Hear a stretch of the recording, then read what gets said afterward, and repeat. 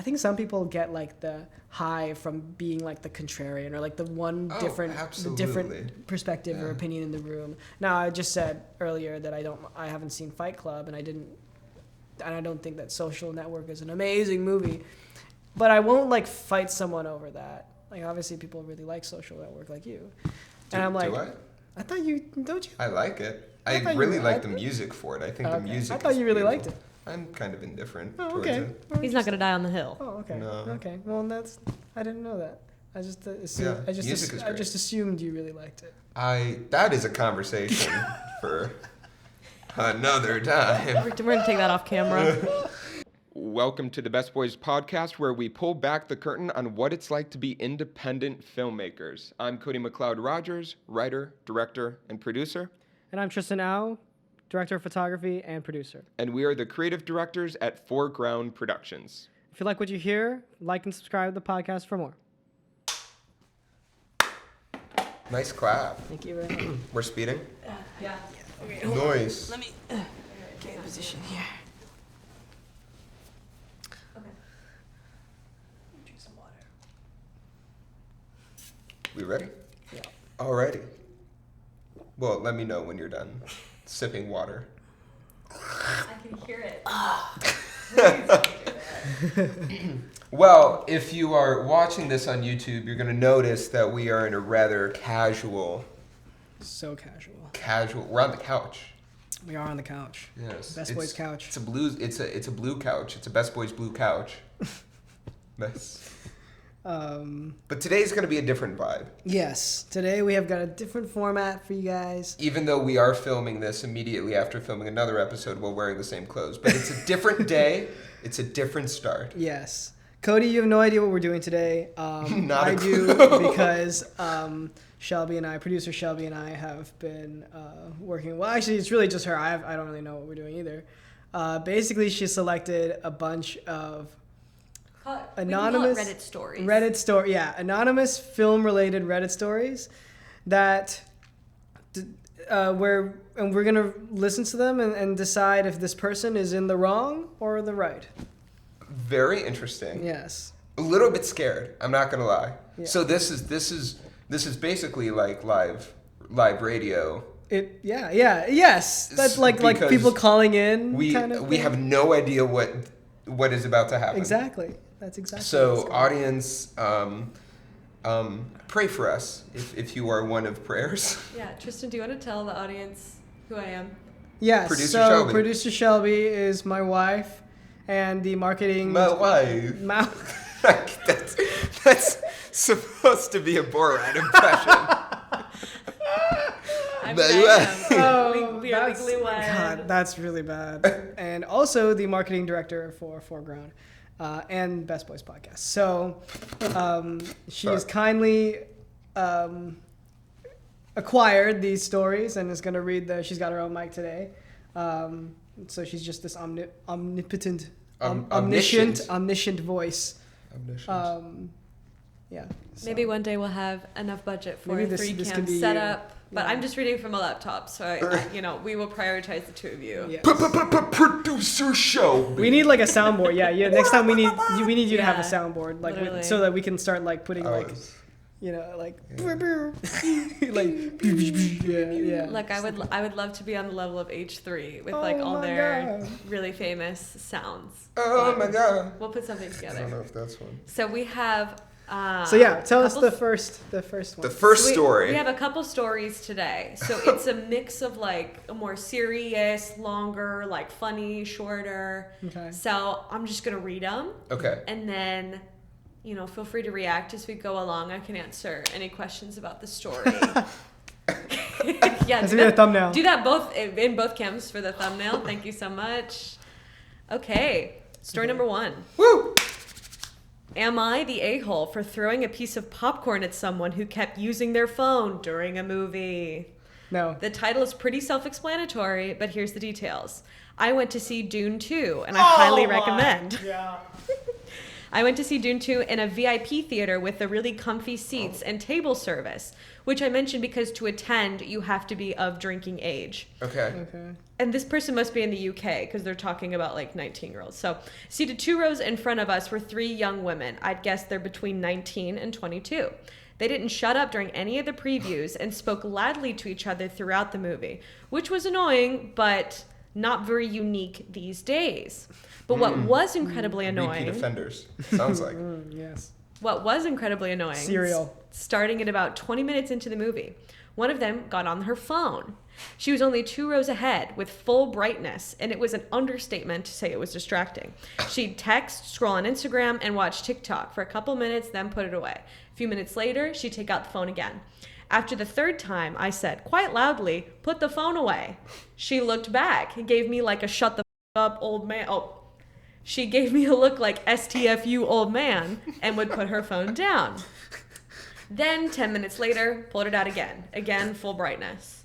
So I got a piece of popcorn and I threw it at her. Hit her on the head. Salted, unsalted. Yeah, butter, no butter. I have no details on that. That determines the density of the projectile and the velocity. The stickiness. Oh yeah, that's true. That's true. As you can imagine, she turned around and said, "Are you serious right now?" Are you serious right now? I said, "Yeah, I'm serious." Can't you live without your phone for a couple hours? A few other people in the audience told us to shut up. She put her phone away, then 20 minutes later, out it came again. I threw another piece of popcorn, which barely missed but flew by her face. She put the phone away, and it stayed away for the rest of the movie. Nobody stood, nobody clapped, nobody cared at the end of the movie, and that might have been the end of it, except after the movie, she blurted out to her friends as we were walking out, looking at me, and she said, "Yeah, that's the a-hole." In telling others about it this morning, I've come to understand that movie etiquette has changed. But of course, there didn't used to be phones in the movie theater. It was unheard of to engage in behavior that'd be distracting to others. I'm paying $25 per ticket, plus food and drinks, plus parking. 25 quid. 25 quid. Plus parking for a night out. And I believe that I deserve to enjoy it in an environment that is not distracting. Am I out of touch? Am I the a-hole? No. I don't think so. Okay, when you said Dune 2, I'm like, this is... That needs to be a silent affair. Yeah, because that movie is good. The music, the sound and design. It's like a long, but you've chosen to watch the movie. This was your choice. You chose to watch this movie. You're paying the money. Look, call me old-fashioned, okay? But when in my thoughts and my feelings, how I feel about this, if you were to ask me how I feel, how would you feel? Thank you for asking.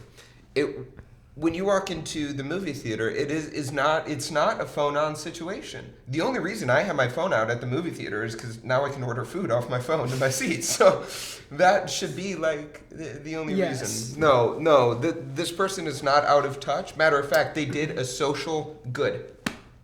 Yeah. So some people in the audience were saying that you could have just asked her to put the phone away and not thrown popcorn. So do you think didn't he do that though? I think that's just is this person from the UK? Maybe even from somewhere else in the world. But I just think that's funny.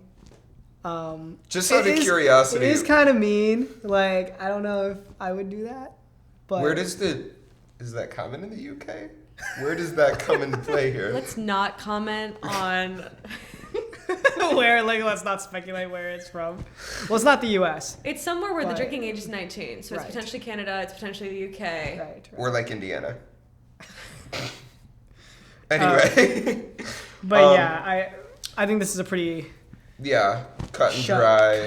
They're good to go. Was it called open and shut case? Open and shut. It hath been opened and since shut. Opened and then shut case. Yeah. Okay, number 2. All right, here we go. Come here, girl. Also, I think for these, we'll see what the post-production schedule is like. But what if we had a live recreation via hand-drawn elements? Oh my that God. would be cool. If you know someone who can hand draw. Oh yeah. So here, lay down. welcome, Kuro. Can you lay down? Oh, lay down. Lay down. Here, here's what we'll do.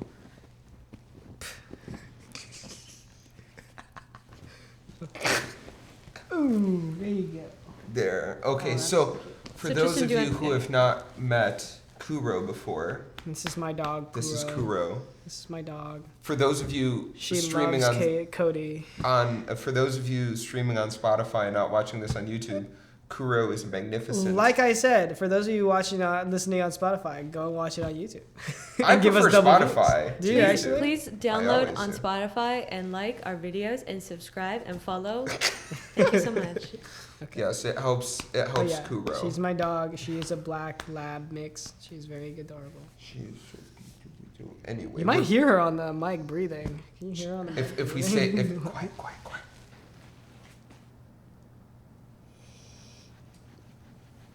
Can confirm. We heard that's the breathing. Kuro. It's very cute. So though. those of you listening, Kuro's breathing. Happy which to hear is that. always good. Yeah, glad. All right, our let's dog is listen breathing. Story to number the 2? next story. Okay, this one's a little bit shorter. Am I the a-hole for ghosting a guy because of his taste in film? I'll keep it No. short. I met a guy on a dating app, seemed nice enough, and also pretty good looking, so I agreed to go on a date with him. We had drinks and got to talking. I mentioned how I was really into film because it just naturally came up, and he said he was too. Got the film We girls. just talked about current movies a little bit, like Captain Marvel, although I'm not super into Hollywood films. Okay. And I mentioned how I had a Letterboxd account. Okay. Oh. And I asked him if he had one too. Okay. Turns out he did. Oh, At home, I decided to go check out what he'd been watching. I must have gotten the wrong impression of him because his taste in film is absolutely terrible. Oh. He gave Fight Club a 5 out of 5 Oh. and wrote a long essay about how it perfectly encapsulated his views on society. Interesting. I didn't really want to talk to him after seeing that anymore, so I ghosted him. Am I the a-hole? Look. No. Okay, here's the situation. Would you give the Fight Club a dealio. 5 out of 5? No. I haven't seen Fight Club, so I don't come at me. I always Seen other stuff think that somebody should have a chance to defend themselves. That's true. No, that's true. And they could be good at defending themselves, considering Fight Club sounds like it could be their favorite movie. However, I think, is that the only movie mentioned? It's the only one mentioned. She said like that pushed her over the edge. She's like, because remember, he wrote a long essay about how Fight Club perfectly encapsulates his views on society. Do we have details regarding this essay? No it's details. Not publicly released. Well, it's on Letterboxd. Yeah. Can we find it? Look up all the Find the 5-star user. reviews on Investigate. Letterboxd. Find the Fine. user to find it. No, I don't think I could do that. But it's I heard that. There was a Did cat. you? There's a There's cat. also a cat running around. I think they're not the a-hole because it's totally fair to, if you know that you wouldn't, if you both like movies, Yeah. but you both don't like the same kind of movies, you're not going to get along. Because I think like movie taste is one of the most contentious things between two people. It can be. So, However, I do believe that perhaps it is possible to look beyond a difference in movie taste. I mean, yes, true. And have a happy relationship. It is. I do That is think true. that is possible. No, it's very true. But I think I don't think it's a totally like gone case. Like I feel like if she reached out to him and was like, maybe we watch this movie, a movie that I like, and then watch a movie that you Yeah, like, and then I find do- some kind of I compromise. think that's a Because I lovely bet idea. I bet there's never been someone that I've met where we like hated every film that like they liked. You know, Mhm, like mhm. we always had some kind of middle ground, some common ground, of like movies that Like we Fight liked. Club. Not like Fight Club. So you know what I mean. So like I'm sure they could find some. I think the answer on this one is, are they in the wrong? I don't think so. I don't think so. Mm-hmm. But I'm not saying they're totally in the right either. I think You think this is a gray area? I think this is a gray area. Interesting. on the actual Reddit, you can say like you are the a-hole, you aren't, or everyone sucks. Is like the third. Everyone doesn't option. suck. I love everyone. Everyone's But I great. would go with the third option on that one. This is a more serious one, and this ties back into themes discussed in the last episode. So if you haven't checked out episode 6, make sure you go back and learn about Tristan and Cody's thoughts on screenwriting. Ooh. Am I the a-hole for anonymously posting a negative review of my friend's film and not owning up to it? Okay, so for context, my friend Louis, 35 male, and I, 31 male, Thank you have for the wanted to be filmmakers demographic. since we were teenagers. After years of sweat and tears, he tries to get a production company to pick up his main project. No luck. I know why. It's not very good. And that's brutal. And that's after years of constructive feedback. Okay. So they've been working on it for a while. I admit I was never super hard on him, since even a little bit of criticism sent him hurling down a path of self-hate. Oh. Eventually, he releases the project independently. He has a big release party, and his friends and family post glowing reviews of it online. He waits for sales, recognition, nothing. He's devastated, but since everyone's still encouraging him, he throws himself into another project, which isn't any better. I encourage him half-heartedly because I feel he could be using that energy to find something he's actually good at. But I'm afraid to be the one to tell him the hard truth. So I write an anonymous review instead. I'm not brutal, but I tell the truth. His project is not original, not well written, and often made me tune out as a viewer.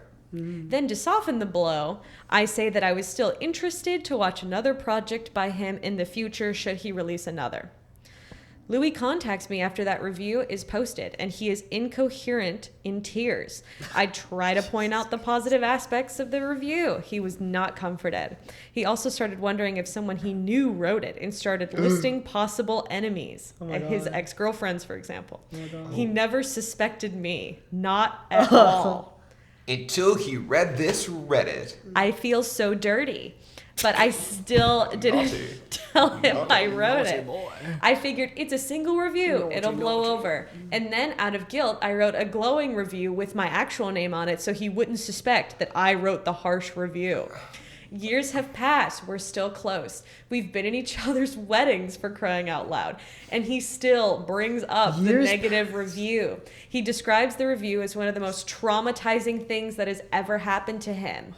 He also is mostly convinced it was written by one of his exes, a theory that I discouraged, but he still brings up.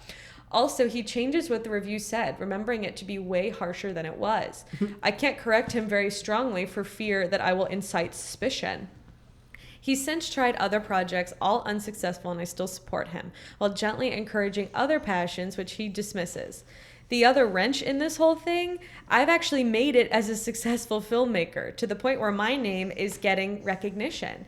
He's been nothing but supportive and happy for me, but I know he's trying to not be jealous, and I don't blame him, and he continues to bring up the review. If Louis knew I wrote it, it would certainly end our friendship. The disparity in our levels of success are bad enough, but if he found out that I'm behind the most traumatizing feedback he's ever received, that's terrible. Am I the a-hole for not telling him that I wrote that review? Look. I didn't think it would go that deep and storied. I think this is more of an example of if you're going into this field, you have to be prepared. People will always dislike your stuff. Yeah. People will always dislike it. Yeah. Right? And if you make something that is really true to who you are, and if you really, really care about it, then you just have to accept the fact that people aren't going to like it and that you're making something you are proud of. Yeah. And I think that's what this comes down to. Whether or not the friend that wrote this awful review, is in the wrong, I think it's more of a question of that relationship to filmmaking for the both of them, and friendship was not built on a safe foundation. They did not. Clearly, they can't trust each other. Hi, Kuro. Clearly, they can't trust each other for to give honest feedback and take that feedback. Exactly. And if you're screenwriting, you have to be able to do that. And so I think there's wrong on both sides. Yeah, I think that you should have told him that you wrote that. Because also I guess you got a good point where like their friendship like wasn't built on like trust. Mm-hmm. Like if I was your friend, I wouldn't have wrote an anonymous. In a hypothetical world, if we weren't friends. Okay. No, sorry, what am I talking about? If I was your friend, I wouldn't write an anonymous review. I would tell you in person. Oh, 100%. If your film was bad. 100%. Well, it sounds like at the beginning of this story, he said that he had tried to give him feedback, but that, here, I admit I was never very hard on him in my feedback because even a little bit of criticism sent him hurling down a path of self-hate. Oh, okay. Then I think so that's why he felt like he needed to leave the anonymous review, because anytime he had given constructive feedback, his friend would like totally spiral. You know, I'm always a big fan of people have to find things out for themselves sometimes, and I think that may be the case. Is Momo in your cam behind you? Momo? Yeah, is she in your cam behind you? Hi, Mama. Yeah. Hi, Mama. Like in your shot? I don't know. Well, the cat is behind Cody. Oh. Yeah. Oh, there's There. Yeah, I don't know. This is a hard one. It is. I would say everyone does suck in this situation. Everyone really does suck. Yeah. Because you don't want to do that. And like the fact that you're like this person is more successful is like the real... Well, but it is a real issue that so many filmmakers come across, right? Is especially if you are and you know, having friendships within filmmaking, trust has to be established from the first time you ask somebody for help. Mm-hmm. Because if you're friends for 20 years and you never give an honest piece of feedback, that's how you start to get, you know, in a situation like this. Yeah. Like from the start, you know, you in so many ways, filmmaking and the art is inseparable from who you are, but you have to emotionally separate, and it has to be from the start. That's true. You That's know? very true. Yeah. Next. Yeah, that one's sad. That is. But I thought, what a great one. It is. Yeah, It's like such a complicated quandary. Next up, am I the a-hole for watching a film with a plane crash while on a flight? Well, maybe it's not a crash necessarily.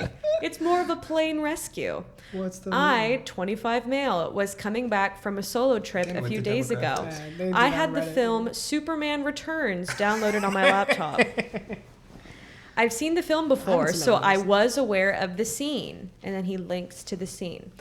I was watching the film and the scene came on. The passenger next to me got visibly uncomfortable and asked me to turn it off, and I declined. I told my sister about what happened, and she said I am in the wrong. I don't know. Am I the a-hole? This is another good one. This is a funny one. I think this is a pretty funny one. More of the issue is watching Superman Returns. I've never seen that one. Is it bad? Can you describe the plane scene that he's like I talking don't remember about? the plane scene. So it must not have been that long. So it might have been that important. I mean, it's not like it's the beginning of what Dark Knight Rises or whatever. Well, I've watched Titanic on the plane. Here, I have the scene. Whoa, that's a boat. So no, I know exactly. So maybe that maybe actually makes you feel better. The scene is up. We're watching the scene Here, hang on. in live Oh, that's okay. time.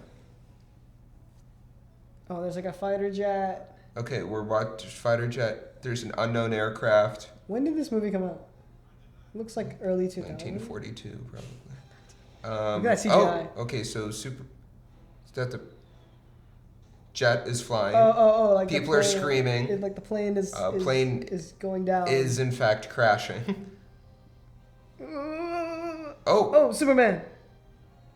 Okay, so anyway, Okay. Superman Right. saves Yeah, the plane. I get the gist. I don't think. Watch.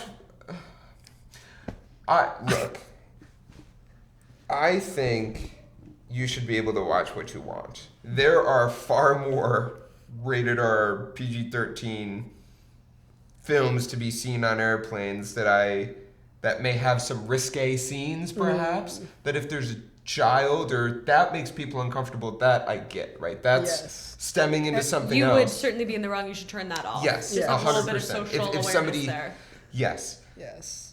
For something like this, I think you should be able to watch what you want to watch. It's Superman Returns. Like, if this was...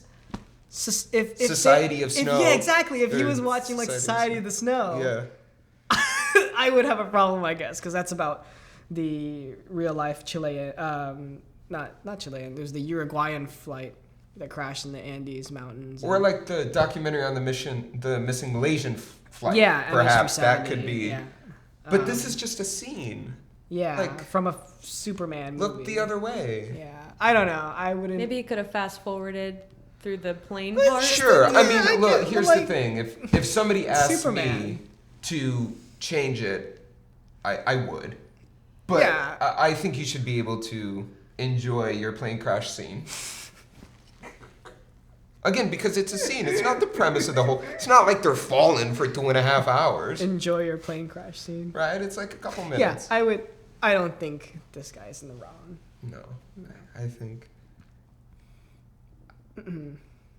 he's okay. What do you think about what I just said earlier, watching Titanic on the plane? If anything, that like reaffirms your choice of air travel.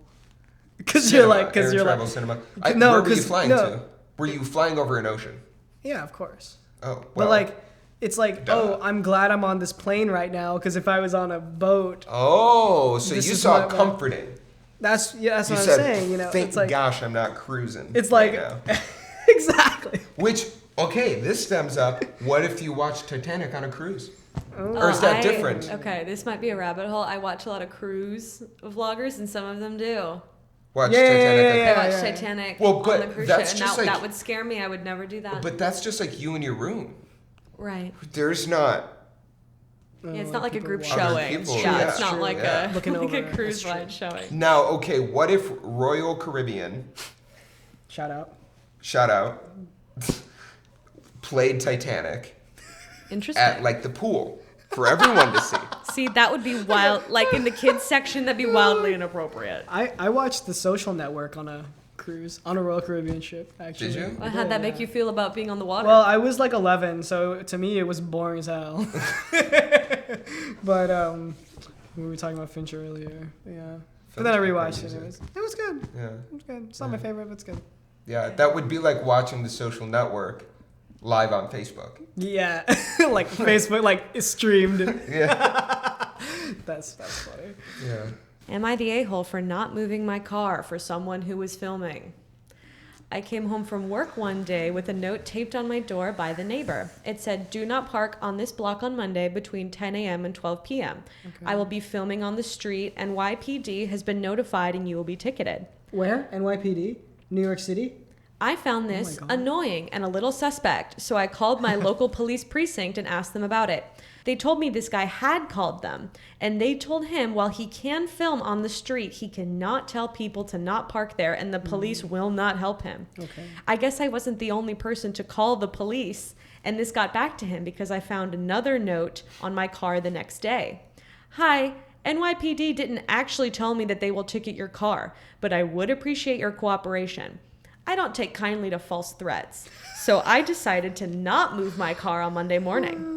Unlike a lot of the city, my neighborhood is very quiet, and I live in a residential part of town, so it's pretty easy for me to park on my block. I often see driving instructors teaching lessons here because of how quiet the neighborhood is. When I was walking to the subway before 10 a.m. on Monday, the guy was set up and he saw me walking down the road. He asked me if any of the cars were mine and if I would mind moving it. I said one of the cars was mine, and I will not be moving it. He told me I'd be doing him a favor. I told them that if he hadn't lied when he posted that first note, I might have considered it, but I'm definitely not doing it now. He asked me again, and I said no. He called me a jerk and a bad neighbor. I told him to deal with it and continued walking. Am I the a-hole? Deal with it.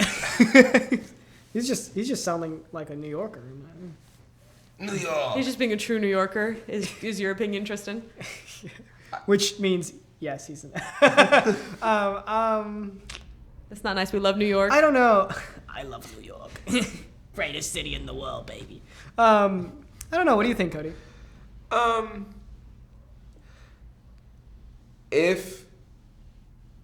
Here's my thing.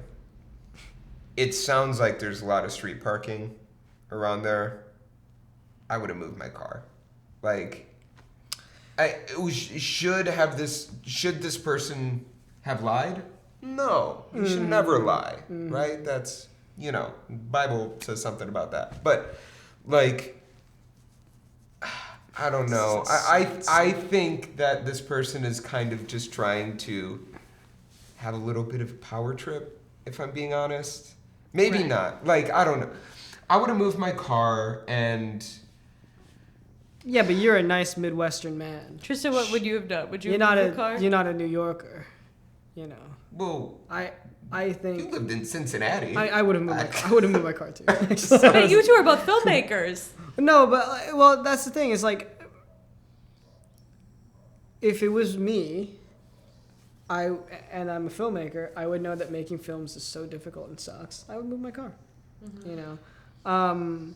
With that being said, the person has every right not to move their Yes, car. 1,000%. Legally, they don't have to, especially if the police are saying that they don't have to.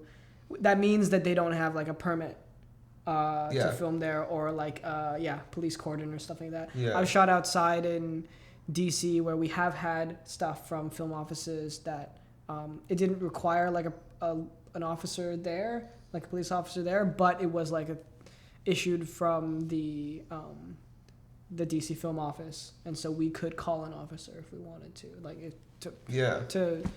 but you have to pay them, I was saying.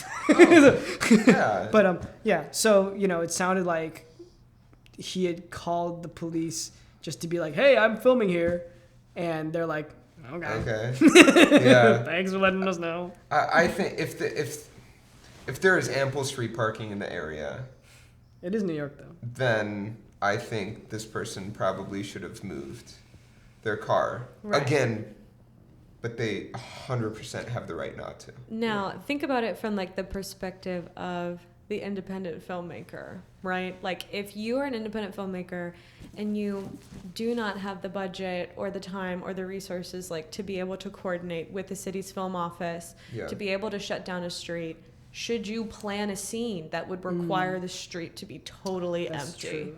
Wait, so what was the street being used for? It just says... Was it like for a spot for a grip truck, or was it to film at? He's filming on the street. Okay. I think in terms of whether or not... I mean, I'm always, write the story you want to write and figure out a way to film that story. Well, Crow's I can hear very asleep. So I think, writing a scene that takes place on a street is totally fine. But really think about, from a producing standpoint,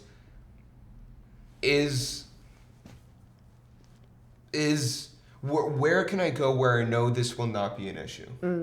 Right? Exactly. And obviously, I don't know if this filmmaker has a car. Are they able to drive to other places? Do they know somebody in a residential neighborhood outside of the city to do something like this in? So I don't think there's any harm or foul in writing a scene that involves logistically something more complicated like that. It's just, if you do that, you have to, from a producing standpoint, be able to have creative problem solving to come up with a solution that matches the narrative you wrote, that doesn't cause all sorts of issues because you don't have money to shut down a street. I will say, on the flip side, on the neighborly perspective, film crews, especially on the low budget level, can look pretty sus. Oh, so which means suspicious.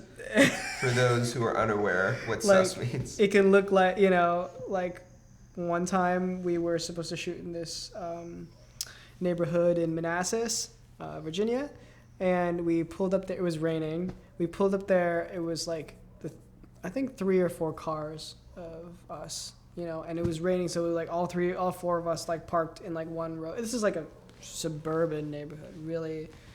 Nothing's going on out there, you know. Yeah. And so the 4 of us pull up in front of this house where it was the house where we would be, it was supposed to be at sort of our like home base, like our where we store our equipment, where we'd have lunch, that kind of stuff. So all 4 of us park in front of this house, and we're like sort of standing around the rain for like 10-15 minutes because me and the director, I'm the DP on this shoot. We're trying to decide what we're gonna do. Are we gonna shoot in the rain? Are we gonna try and figure this out? Are we gonna delay the shoot? Mm-hmm. While this 15 minutes passes, someone did call the cops on us, and like it's a rainy Saturday morning. Nothing is nobody's out and around, you know, and it's just like the 4 of us, and we're all like college students. We're all just like young baby-faced people, just chilling in our cars.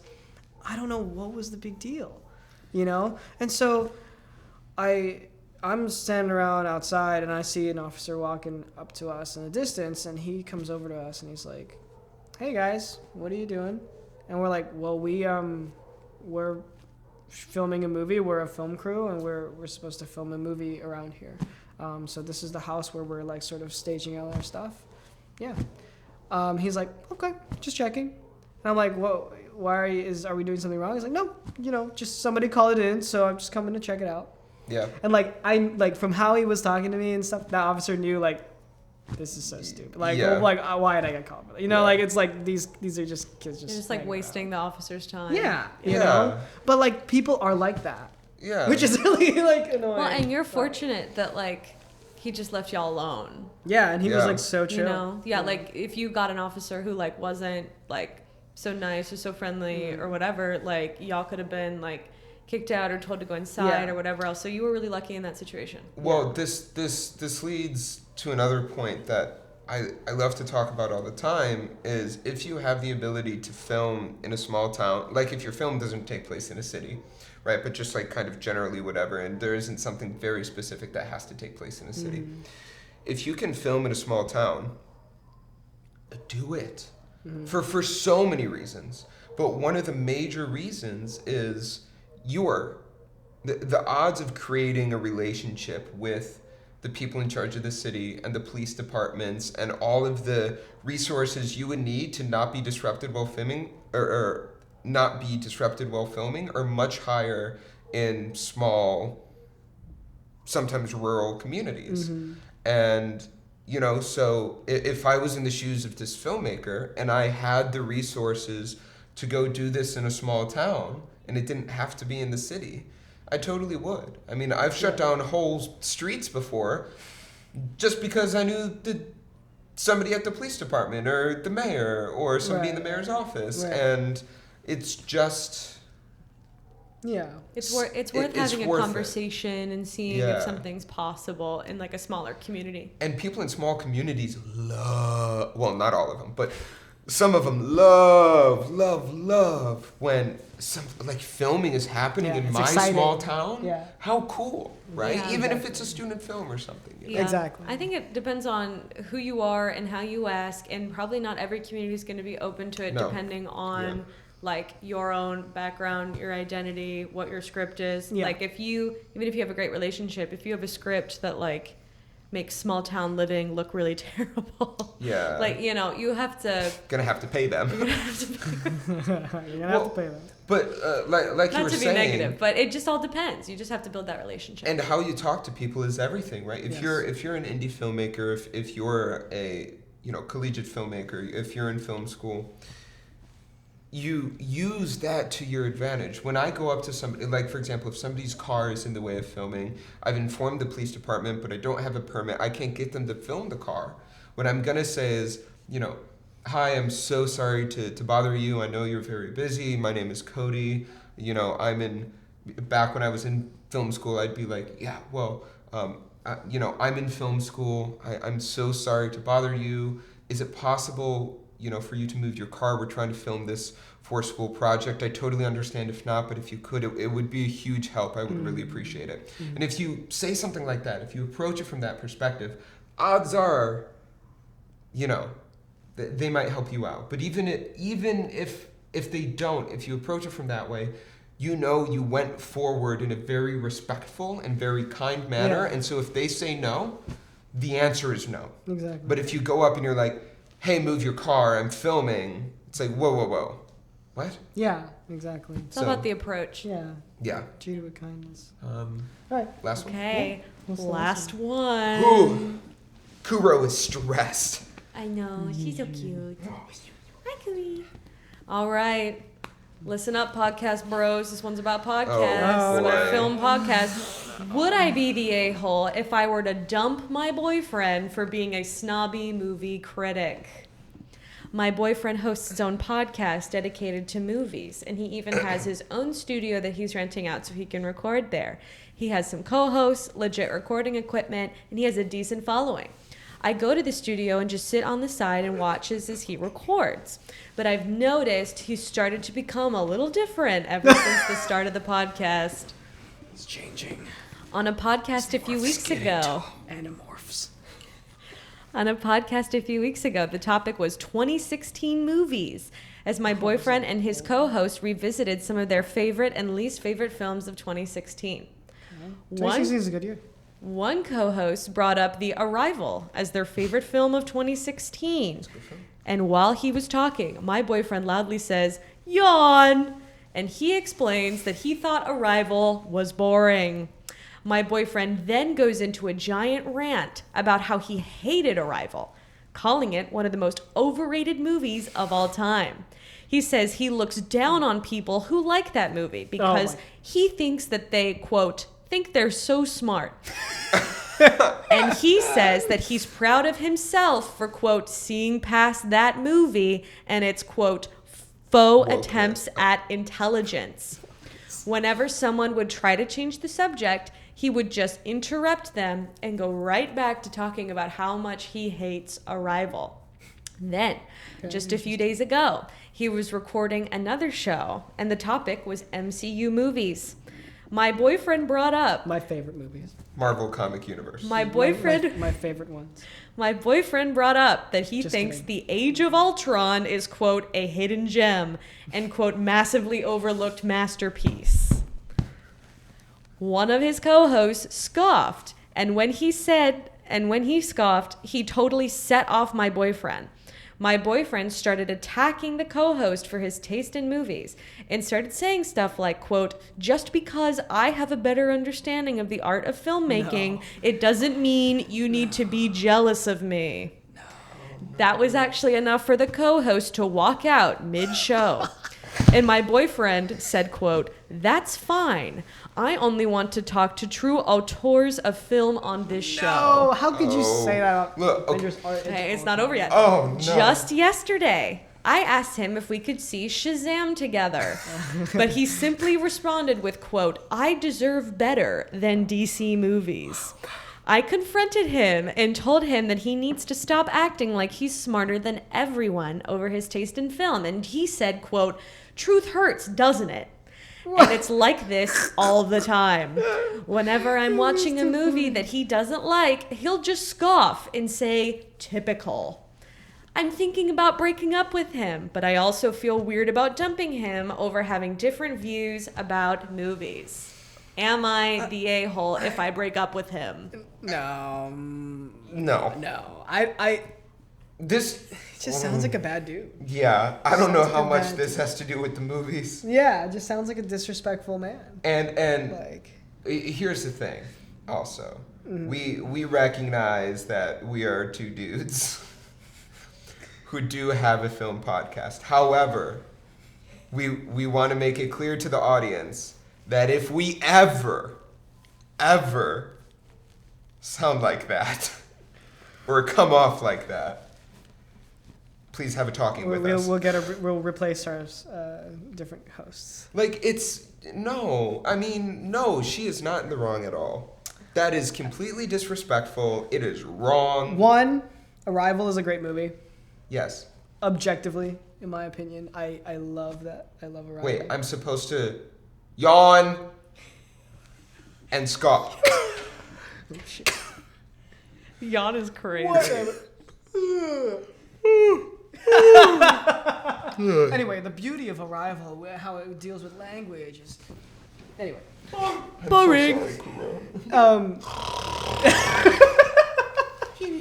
But how do you guys feel like about his opinion on Age of Ultron? How it's a hidden gem. Age of Ultron is, again, objectively a bad movie. I haven't seen it in so long, and that's for good reason, because I think all those MCU movies are sort of brain rot. But that one in particular, I remember, that's not even the best Avengers movie. It's like, So I'm not a harsh critic of films at all. Mm-hmm. I'm not on Letterboxd. I don't read film reviews. I don't look at them. I don't care at all about them. I enjoyed Age of Ultron. I mean, am I gonna say? But do you think it's a hidden gem and massively overlooked? No, I think a true hidden gem is something like Eternals. No, I was gonna go. I'm joking. Something like Teen Beach Movie. Love Teen Beach Movie. Hidden gem. Or Aquamarine. I'm joking. I don't know. Flushed Away. Flushed Away. Now that's a hidden gem. We don't need to go down the road of Flushed Away. Check out our Instagram and our TikTok to watch a couple short form videos reels about Flushed Away. Yeah, I would say, like, to call Arrival a bad movie and then being like Age of Ultron is an amazing movie and that I'm the paramount of film knowledge is ridiculous. I think that's so entitled. And yeah, I can't trust people who like have opinions like that, who act like they have. You can't trust people who have opinions, period. End of story. So you should just turn this podcast off and like I like if you have such a strong opinion that not just that you like that this film is good, but that you are the paramount knowledge of film and that you are like an echelon above regular film viewers. I'm like, shut up, dude. Like, I like really good stuff. I like auteur stuff. It's even call it that, like indie film, international film, stuff that is interesting, abstract, disruptive. But I can also turn my brain off and enjoy the fun movies, like the movies that are just enjoyable and created to entertain. Yeah, you know. Yeah, like that Superman movie. Well, we brought up Shazam. I think Shazam is a really great movie. Like, because he brought up, like, I'm not going to put myself through the DC I'm stuff. Better than that. That's what he said. Yeah, like, I'm better than the Shazam is definitely a better movie than Age of Ultron, in my opinion. Like, that was one of the... I remember I had never watched any DC movie, and then Shazam came out, and I was like, I might give that a try, and I watched it, and I actually liked it. And that's still, like, one of the only DC movies I've ever seen. So, like, don't know what's up with that guy. Just has wrong opinions. Oh. Or maybe he's just... What?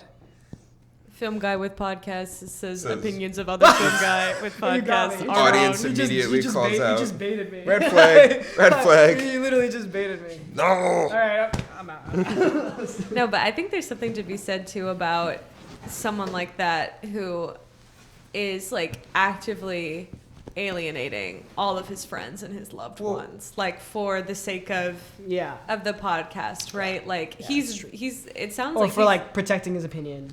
Well, he sounds like he's intentionally like pissing off his friends and his partner. You know, like why would you think that if you're watching a movie with your partner, you go typical or yawn? Like, why do you think they would have a positive reaction to that? I haven't thought about that, but what do you?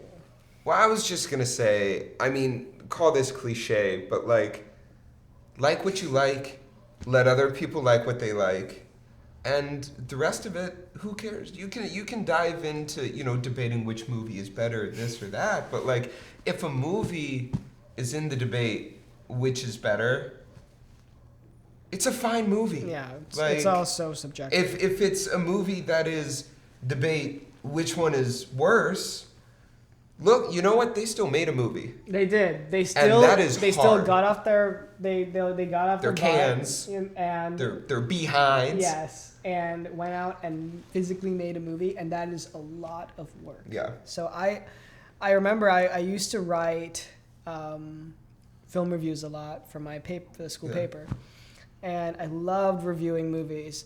And I remember the first movie I ever reviewed was this film called Bliss, starring Owen Wilson and Salma Hayek, and it was like a dystopian, like sort of thriller-ish film, and I laid into it because it was bad. It was so bad. It was an Amazon Prime original, ripe for the, for the criticism. And after I wrote that, I was like, this is not actually how film reviews should be like. Mm-hmm. And I started reading more film reviews, from other publications, from writers like Richard Brody from The Atlantic. Their stuff was more nuanced, and like they would inject like if they liked the film or not, but they really just made you kind of go and want to see it. Yeah. And I think that's what film reviews are really meant to be.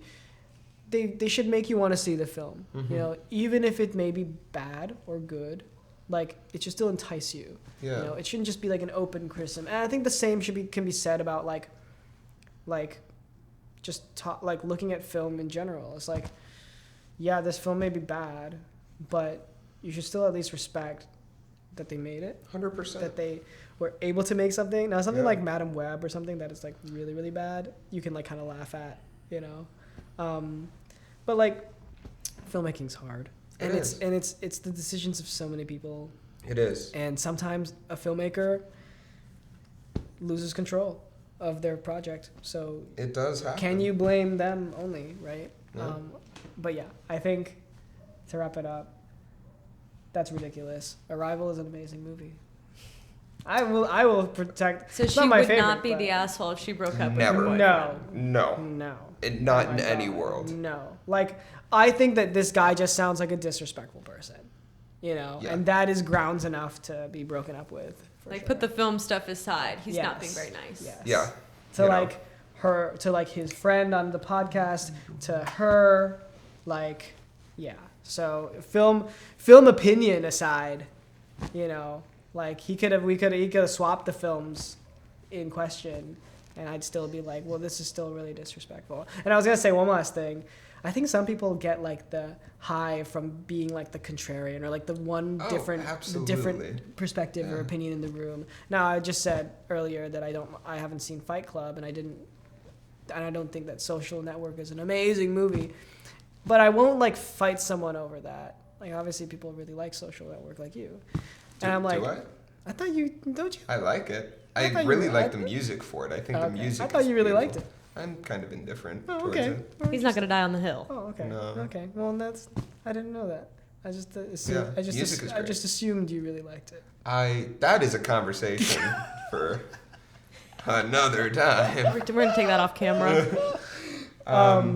But I mean, I don't understand the people who feel like they have the need to like prove their opinion or like just feel like they have a different perspective on something.